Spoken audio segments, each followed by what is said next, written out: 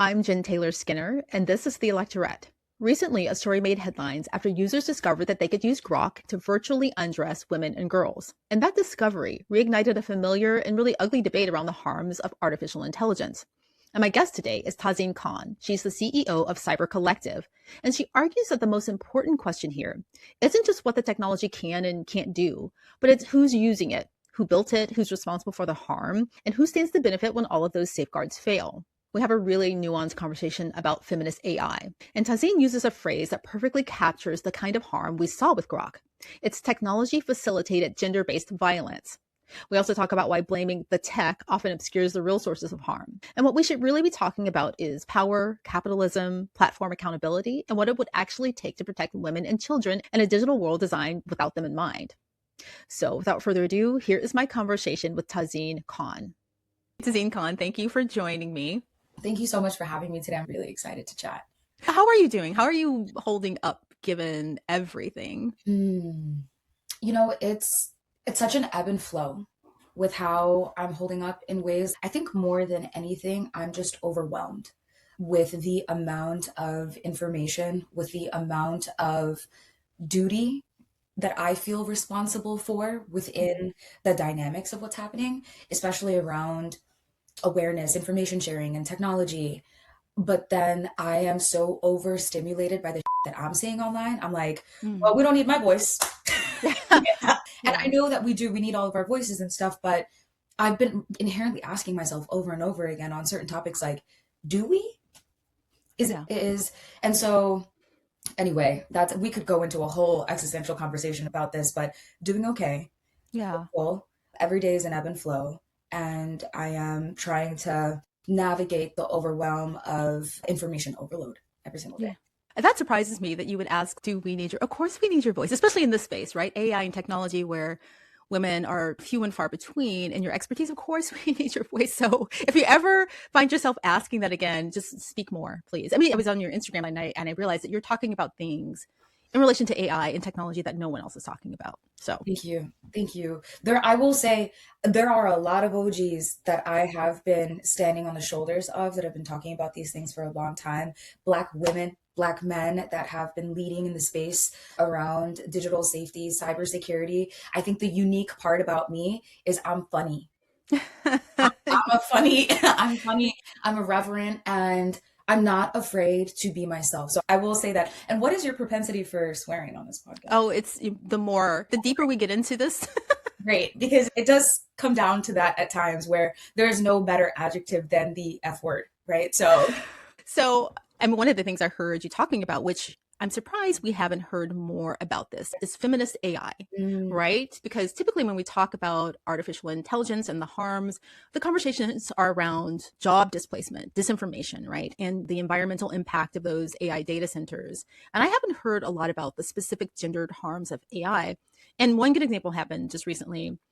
Grok, I'm sure you heard about the story, Grok, the AI system that's embedded in X, or Twitter, formerly known as Twitter. They released this feature that allows users to, I think in real time, you can alter images and videos. And of course, it took a hot second for people to go on and use that in nefarious ways. I mean, they started to digitally undress women and girls. I believe that's what happened, right? So what are some of the ways that AI is causing gendered harm that we're overlooking? Yeah, this is a great question, and I sometimes have a very radical take. It's not AI, it's men. Yeah. No, yeah, you're right. Grok is not undressing people. People are putting in a prompt inside of a technology that is undressing people, right? There has to be a person.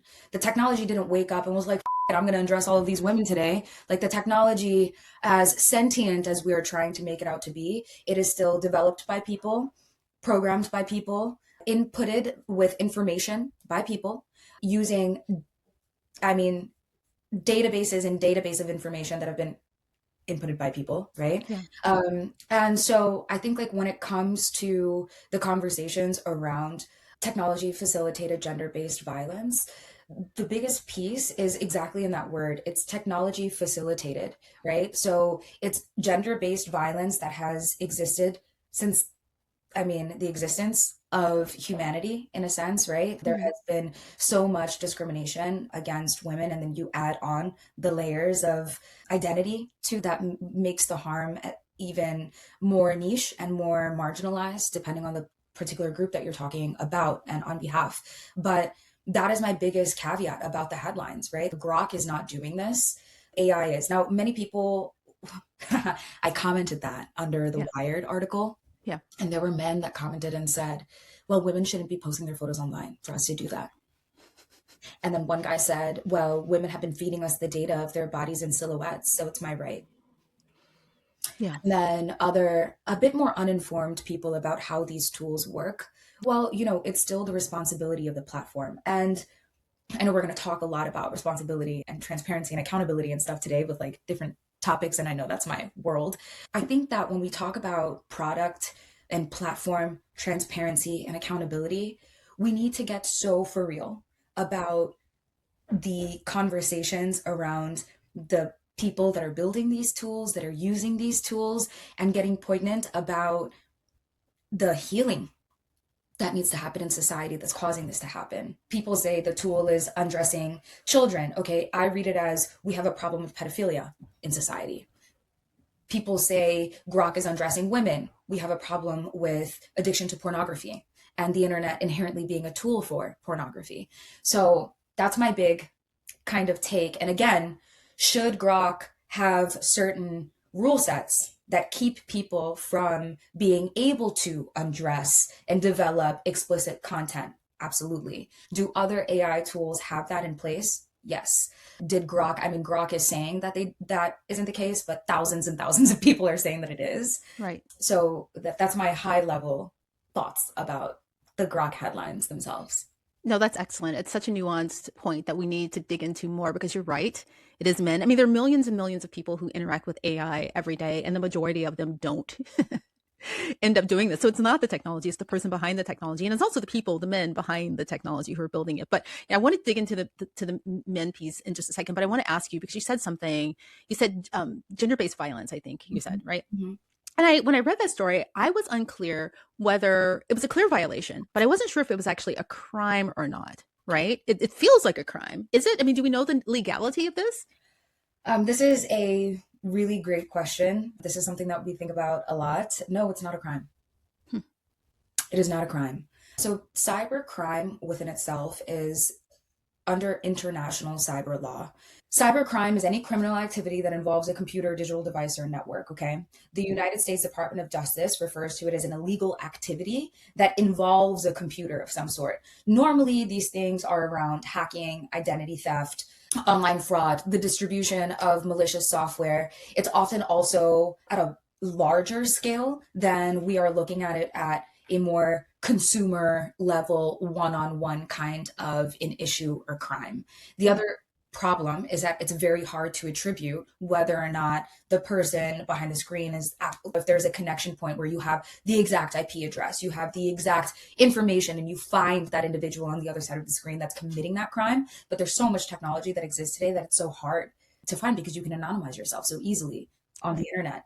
So when it comes to cybercrime and gender-based harm, it is very difficult to pinpoint whether or not this can be looked at as crime and people can be tried, whether or not there's legal precedence for this. I mean, I was just talking to somebody about this before. I mean, women have only gotten credit cards in the United States, like in the past 50 years, like Right. we've had access to credit. I forget what year this was, but there was a story that I learned in my cyber feminism class where women were, like, up until recently in the past like 50, 75 years, considered the property of a man. And so there's this well-known story of police officers that were called in because there was commotion in somebody's home. Turns out the husband was killing his wife on the front porch, but the police could not intervene or do anything about it because the wife is considered personal property and the police cannot intervene into personal matters. So I bring that story up because that is the infrastructure that our legal system is built upon today. Right. Has there been a lot of growth? Has there been learning? Have we come a long way since then? Absolutely. I'm not denying that. But there is a lot that, from a cultural perspective that exists within our police force, within American, particularly law enforcement, that develops a culture that I think does not support or help women when it comes to being doxxed online. I mean, you look at rape cases, right? People are like, "Oh, what were you wearing?" So it's all of that that already exists that is now being expedited through AI and technology. Because I try to remind people that AI, we talk about it like this like thing, like AI is a tool, Yeah. right? It's a Right. vehicle that we're all in and riding and using. And I think we need to look at it that way so we can put responsibility on other systems and people as well. Right, right, which we do with other devices and tools that we use. I mean, this is probably a terrible example, but a car, right? If someone deliberately ran someone over with a car, you would realize that it wasn't the car just running by itself. It was the person behind the wheel. Exactly. Great, Yeah. great analogy. Yeah. Let's go back to men because, Yes. because there is a really core problem here, and I don't know what that solution is and if it can even be legislated. But nearly all of our major tech companies, they're run by men. And the gender parity piece aside, I mean, that's problematic in that we know that when companies don't have gender parity, it introduces all sorts of problems. But that issue aside, the tech companies that have the most control, the concentrated power and the concentrated money, right, are run by really terrible men, right? There are great men out there who could be doing this, men who are technologists, engineers, and computer scientists. Those are not the men who are behind these companies. I mean, we're talking about Grok right now and Twitter and Musk as an example, right? Mark Zuckerberg. I mean, we can go on. For some reason, this power that in this emerging technology, it's concentrated in the hands of the worst men imaginable. And I don't know what to do about that. Yeah, and it goes back to I'm a big systems thinker by trade, and it's my job to think in systems and ecosystems. And it becomes difficult again because we are the issue is the men, yes, the people that were put in power. The issue is probably the fact that these men, I mean, I think about Jeff Bezos as an example, right? If you think about Jeff Bezos's story, and let's say his platform and his technology wasn't exploitative, and he was a good billionaire, let's just say. When Jeff Bezos first started Amazon, Jeff Bezos didn't start Amazon. I don't believe, I personally don't believe like I'm going to use this tool, I'm going to create this to harm people. I think a lot of these men ended up having or developing a God complex of some sort over time. They likely did not have proper community or Mhm. the people around them to check them. Like people are not checked enough. So that's one piece of it is there is an element where this did not begin maliciously necessarily. I can't say that about Facebook. Facebook began as a tool to rate women. So a lot Mhm. of people say they didn't start maliciously. I'm like, kiss my ass. Okay. Uh, Right. but Jeff Bezos was selling books online, right? Google, I mean, it was, when you think of it as this innovation, I mean, it changed the world. It gave us so much access and knowledge and value. And what happened, I believe, in addition to this innovation taking over, none of these people, I know for a fact, anticipated what was going to happen. And once the can of worms was open, that power that they received, the way that it became embedded into our framework in society, the way it aided and embedded capitalism, it aided, and I think we can honestly stop it right there because capitalism really covers all of the other isms and the issues that, environment, marginalized people, exploitation, etc. And so, again, men, yes, the US was also built on genocide. The US was built on predatory frameworks. Yeah. And I think it would be so disingenuous to not bring that up and as to why things have gone as far as they have gone and why these men have been allotted this opportunity to do what they're doing without jail time. Without, and it's just so interesting because you know about the Elizabeth Holmes from Theranos. Yes. Did you watch the documentary? I've watched all the documentaries. Watch everything, right? It's Can we fascinating. can we pivot for 1 second? Sure, sure, please. Because I think it has a really interesting connection to all of this as far as men, women, technology facilitated violence, and the power that these companies at B hold and their private equity firms behind them, etc. Elizabeth Theranos was an 18-year-old girl that had an idea, Yeah. which means if she had that idea at 18, she probably started working on it, thinking about it when she was 16, 17. And then at 18, things started to move. She was groomed by an older man.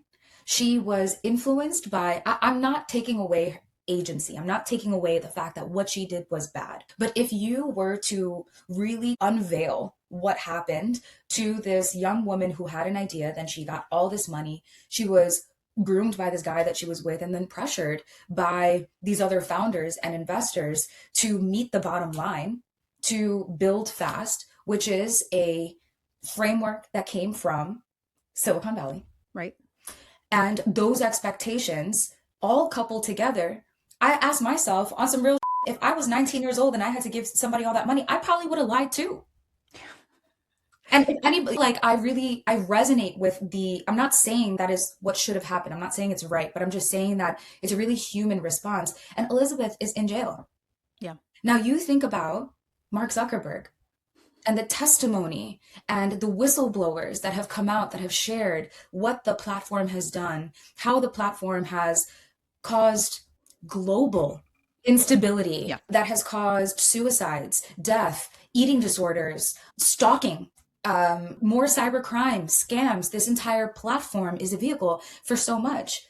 Yet that man is living and breathing and seen as this God walking around everywhere. And so I bring that up as an example to go back to your question of what about these men? And so again, it goes back to the fabric of society, I think, and the way things are built, especially within the United States and the West, and our desire for witch hunts against women.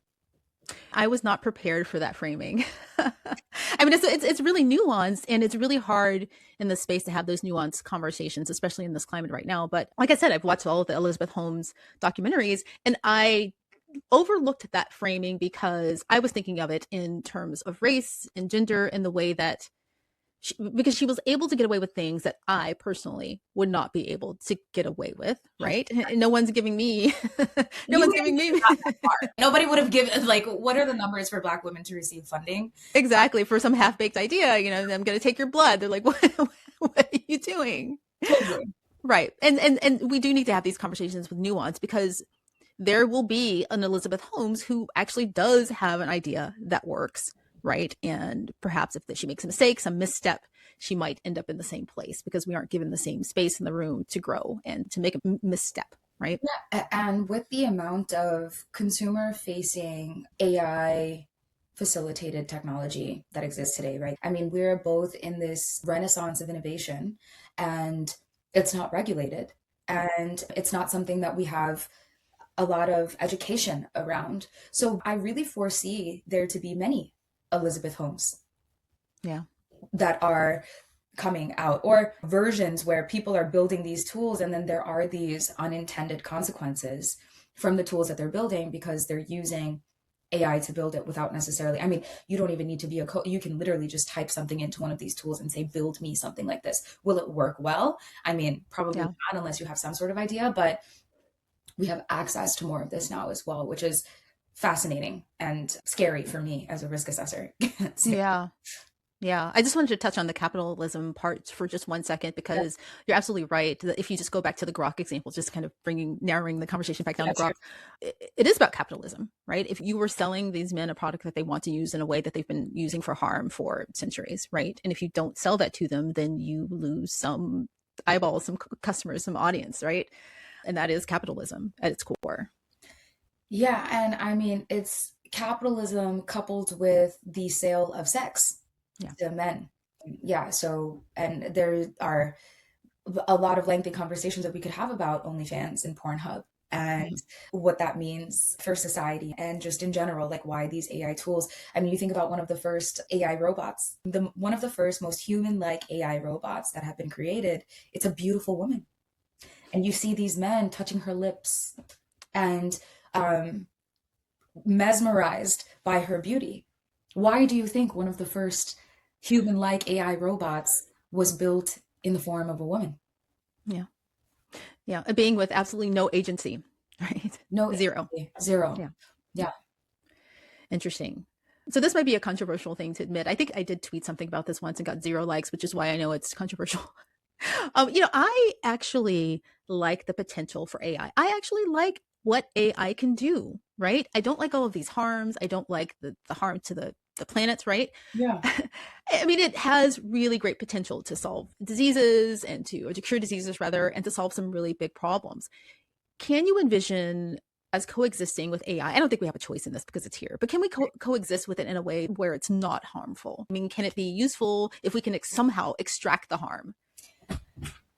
I think this is a great question. And it's something that a lot of incredible people that care about this problem are thinking about. And that is something that I want to share for your listeners. And I try to remind people every day that while the headlines and a lot of the conversations are around the hardship and scary parts of AI, I have a group chat of 100 people that are focused on digital safety, right? There are these heroes that don't wear capes all over at these companies and places that are advocating on behalf of our dignity and our health. So I want to start there. Now, to answer your question, and even you saying the take of I like AI, many things can exist at once, right? I think we need to be open to the fact that many things can exist at once, because you can say the same about Google. But, and also the piece of this as well is I think people are unaware that even if you boycott AI, you cannot. It's embedded in everything, right? Like it's embedded in our critical infrastructure. It's embedded in our subway systems. It's embedded in the tracking of chlorine in water, right? Like it is embedded in every single thing. And AI has been here long before people knew about it. I mean, the use of AI has been the past 20, 25 years in the artificial intelligence, machine learning, programming using these types of algorithms and recipes to make your computer more intelligent. I mean, there are conversations right now about quantum computing, that what's known as supercomputing. That's really where we are. And that's a separate dialogue. I don't know as much about that, so I can't speak to it. But your question specifically, can we live in a society where AI is helpful and we extract the harm? Yeah. If it wasn't AI, could we ever live in a society without harm? Yeah. No. The answer is no, right? So, and it goes back to what type of healing needs to happen in society, or what types of restorative practices need to exist to help us as a society to mitigate some harm, because people facilitate harm again. And the decisions that we make, we then use the technology to facilitate that harm. Mm-hmm. And now, no matter what, there's also the argument that because people have been inputting certain elements into these tools and using the tools for harm, that there are automated versions of harm, which is the data bias, right? There's the not recognizing certain skin tones and the discrimination against women when it comes to jobs. And so there are many stories about this. So that harm is facilitated by technology. But again, it's based off of biased data. I think that you cannot live life, I think, like on a philosophical level. In order to have good, you must have bad. In order to have greatness, you must have, apocalyptic scenario. I don't know. Yin and yang, essentially. Yeah.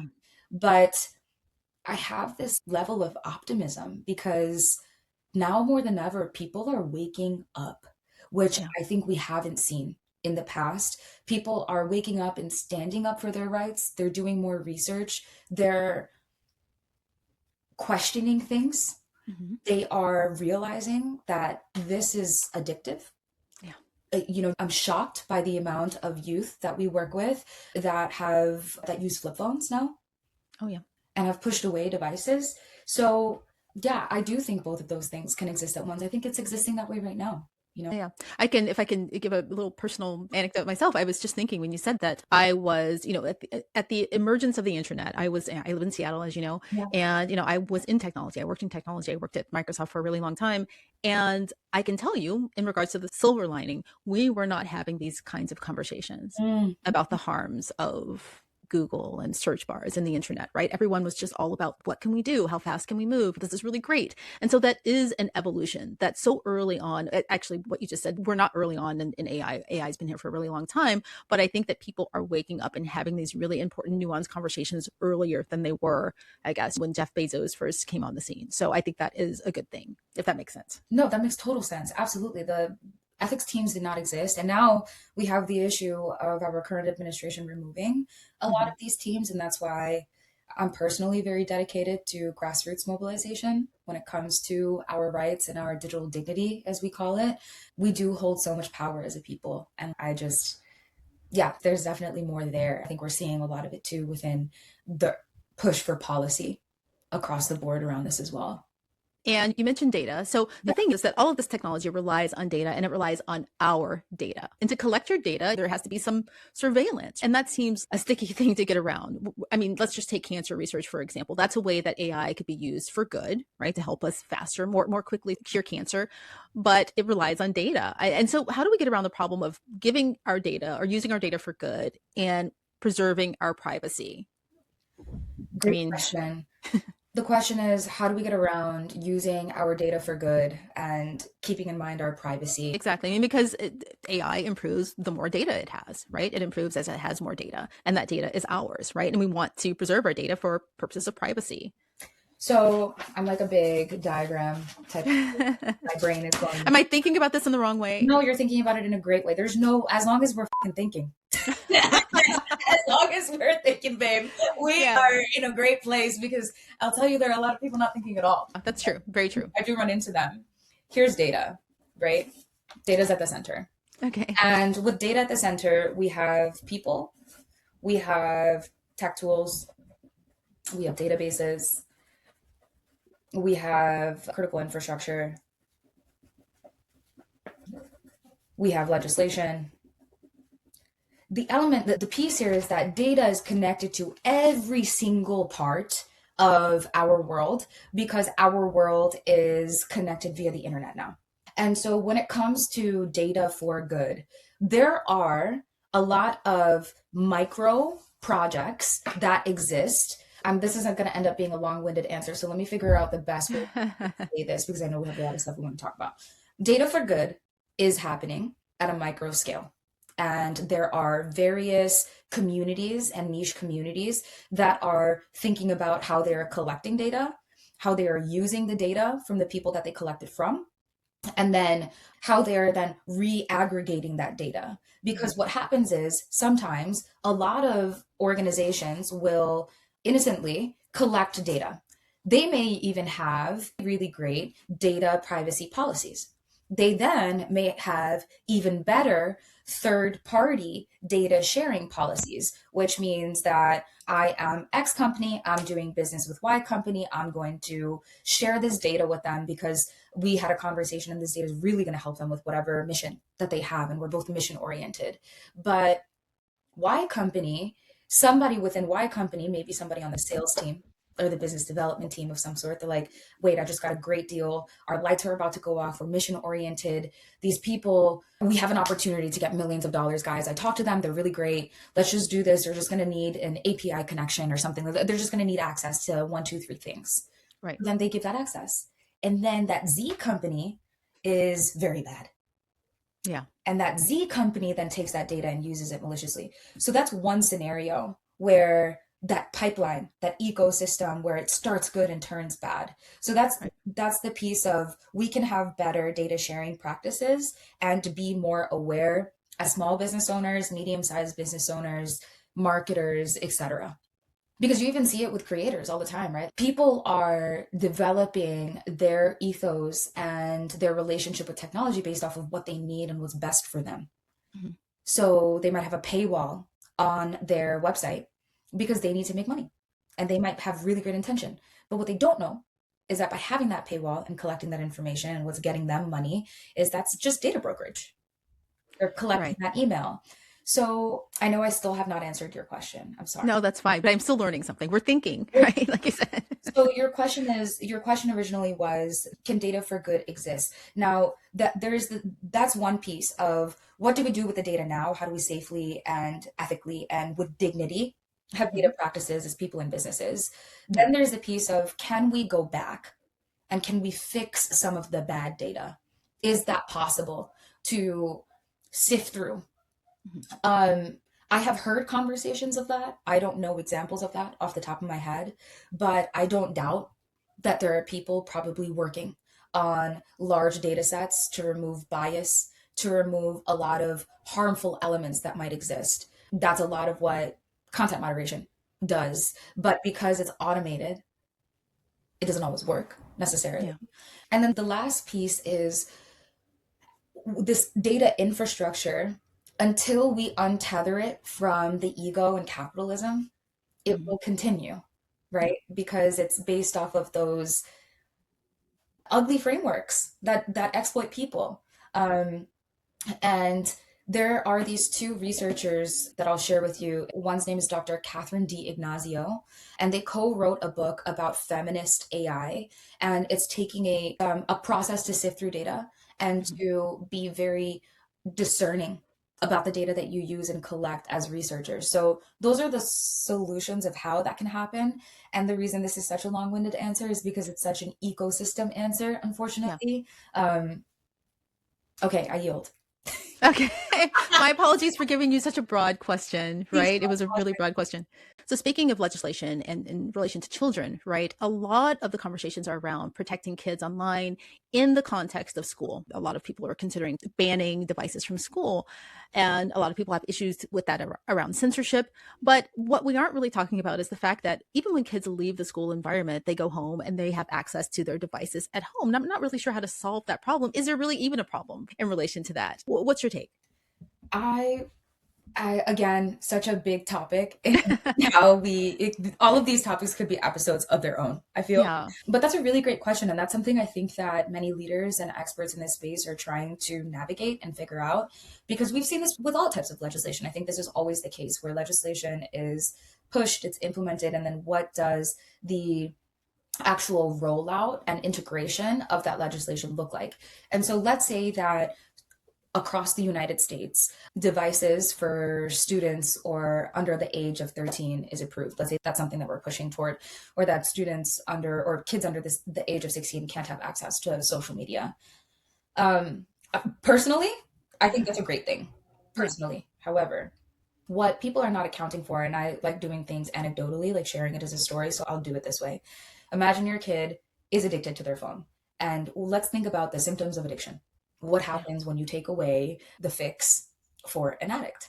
They're going to Yeah. crash out there. And I can only speak on behalf of the people in my life, and I know, and I won't use any names, but I know a lot of people with their whose kids are addicted to their devices. And when you create and they never develop boundaries to begin with, and when they try to develop boundaries, and I see it with my own eyes at like family parties or something like that, the kids will scream at the top of their lungs or just completely crash out. So now at a larger scale, let's think about parents in a country where we don't have childcare, where a lot of us don't have support from family members, and we're both assuming that it's a two-parent household, assuming all of these norms. Kid goes to school, kid finds out devices are banned, grabs kid's device. Okay, the kid goes home, parents are like, well, your school said this, and I highly agree. What are parents to do when that kid's mental health is impacted? Many of these kids, I mean, speaking for myself, growing up a Muslim, I wasn't allowed to do a lot. I wasn't allowed to hang out with my friends or go to movies and stuff. My parents were really strict, and they were strict because they were scared. They didn't know what was Mhm. out there. And my lifeline was AIM. And I used AIM to talk to my friends and hang out with them.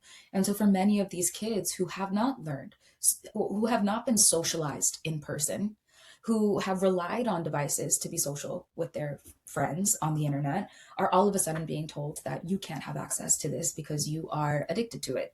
And those parents are also not given the necessary support of, are those kids that, are they giving extra guidance counseling hours to these children in these schools? Is there therapy support, mental health support? I know for damn sure any of my siblings or even me, if I'm watching my niece and nephew and I had a long day, I'm going to let them watch the TV. I'm going to let them use the iPad. Maybe not the iPad, but then there becomes shame around Yeah. this, around what parents are giving their devices, because sure, the kid can have it, but it's not a device free household, most likely. And if Right. the kid is addicted to the device, I can promise you that the parent is too, Yeah. right? So it's being so real about these elements. There are a lot of conversations about what's happening to children, but we're not putting a magnifying glass, I think, of what we're doing as adults and Yeah. the behavior that we are setting an example for. So that's one piece of it. The other piece of this that I think is interesting is the technical burden on a lot of these companies and how they will solve for some of what the legislation is asking for. And some of what the legislation is asking for is age verification or content moderation to keep Mhm. kids from seeing certain information, which they might moderate that with keywords, with certain image descriptions, etc., which in turn may impact just the social media experience for everyone. And there's also a lot of fear around the control then that these tech companies have on what to moderate on the basis of protecting kids. So then it goes into, well, are we going to ban, based off of our current legislation, information about LGBTQ families and Right. storybooks? That's a lot of what like the organization Electric Frontier Foundation talks a lot about in relation to this legislation. So yeah, I think we're going to have to look with a magnifying glass what's happening inside of homes. I think more than ever, we're going to have to be really honest about our habits and the fact that we as a society are all glued to screens because they have made it that way. Yeah. And it's not any one person's fault either. There's a lot there, and I would just advise people to try to keep up with some of this legislation because it will be interesting to see how it impacts us. And I find it fascinating that, like, yes, we're talking about banning devices, but then also like in New York itself, there's a $30 million push to put AI into school. So like, how did that work? Right. Right? I don't know. Yeah. Yeah. I mean, I think overall, just thinking about our conversation, we just have to be in a different place culturally in this country right now because we're not in a place right now where where anyone's really talking about protecting children from or women from gender-based violence or any kind of harm in relation to AI or technology because we're just trying to survive. And that's a really bad place. I mean, we're not really moving forward on many things. We're not moving forward on climate change. We're especially not moving forward in this space. I mean, so that's one thing. But I think that we just can't lose sight of this as a goal once we get past this. I don't even know what to call it, this moment. Right. Yeah. We're talking about Greenland and we should be talking about protecting kids online. So that's just my last thought here. Yeah, and one more thing that I'll add that I find fascinating is there's a lot of dialogue that and research that began around 2020, essentially bringing up screen time is going to be a clear distinction of socioeconomic class divide.